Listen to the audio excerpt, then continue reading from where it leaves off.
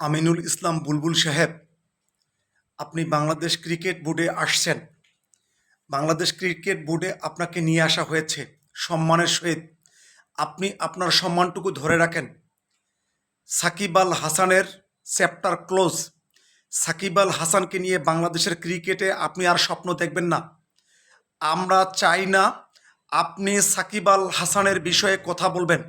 আর এই সাকিব আল হাসান ছিল fascist mafia হাসিনার দোসর, এবং জুলাই অভ্যুত্থানের ব্যাপারে সে ধরনের যে কথা বলেছে সেটা গণমানুষের হৃদয়ে আঘাত হেনেছে। আপনাকে আমরা বলি, আপনি বিসিবির কর্মকর্তা হিসেবে এসেছেন, কর্মকর্তা হিসেবে থাকেন, কিন্তু সাকিব আল হাসানকে নিয়ে আপনি কোনো মাথামাতি করবেন না। আমরা চাই না আপনার বিরুদ্ধে আমরা কথা বলি। অতএব এখানে ফুল স্টপ হয়ে যান, লাউড অ্যান্ড ক্লিয়ার মেসেজ। আর এটা যদি করতে না পারেন, আমরা কিন্তু আপনাকে জায়গা মতো পাঠিয়ে